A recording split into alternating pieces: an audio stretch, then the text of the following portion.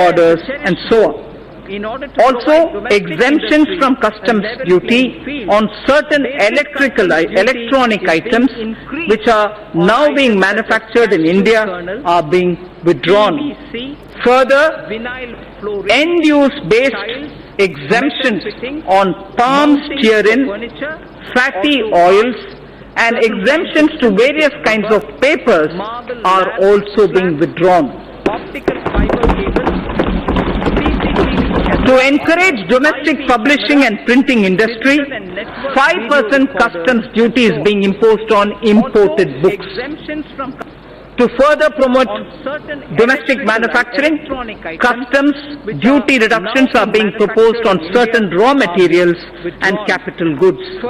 These include certain inputs of CRGO sheets, amorphous alloy ribbon, ethylene dichloride, propylene oxide, cobalt matte, naphtha, wool fibers, inputs for manufacture of artificial kidney and disposable sterilized dialyzer, and fuels for nuclear power plants.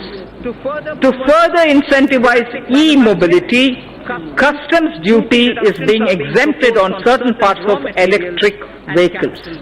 Customs duty is also being exempted on capital goods required for manufacture of specified electronic goods. So the export duty is being rationalized on raw and finished leather to provide relief to this sector. Crude prices have softened from their highs. This gives me room to review excise duty and cess on petrol and diesel.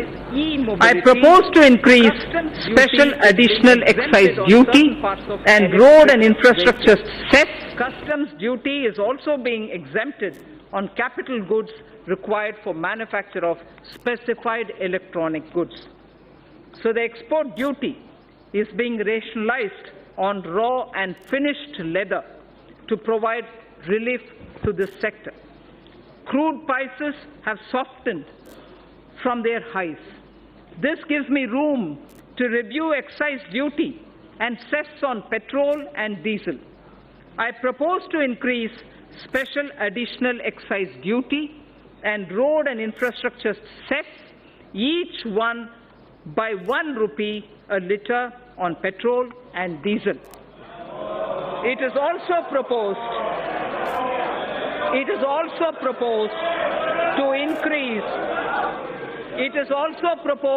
to increase custom duty on gold and metals from 10% to 12.5%. It is also proposed to increase custom duty on gold and other precious metals from 10 to 12.5%. Tobacco products and crude attract national calamity and contingent duty. In certain cases, this levy has been contested on the ground that there is no basic excise duty on these items. To address this issue, a nominal basic excise duty is being imposed. Sir, I am also proposing few amendments to the Customs Act.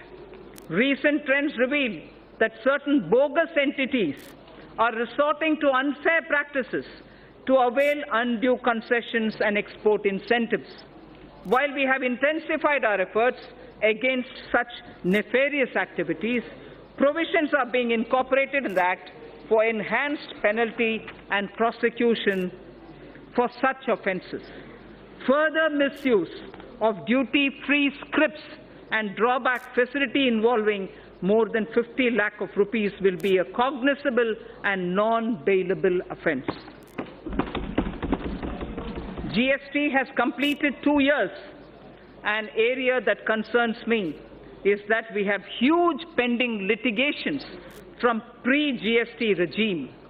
More than 3.75 lakh crores of rupees is being blocked in litigations and service tax and excise. There is a need to unload this baggage and allow businesses to move on. I therefore propose a legacy dispute resolution scheme, that will allow quick closure of these litigations.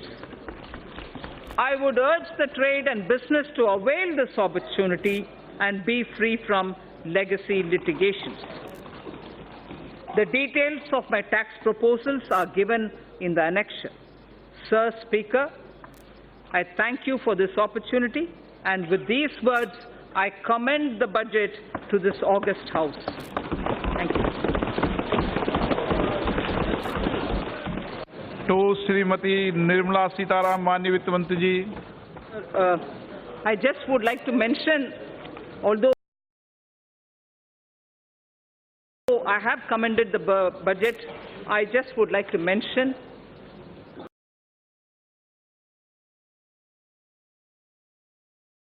I have not mentioned specific allocations for the scheme and programs. I have not mentioned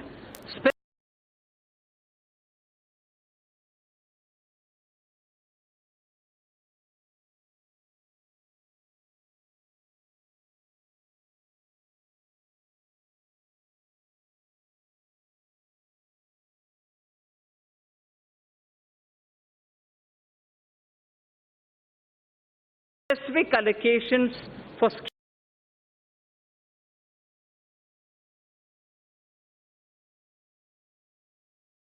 schemes and programs.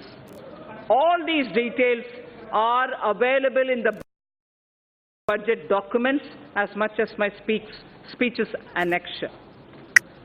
I take this opportunity for the response that we've received for the crowdsourcing of ideas for the budget. Immense suggestions from common citizens reached us. We have benefited from the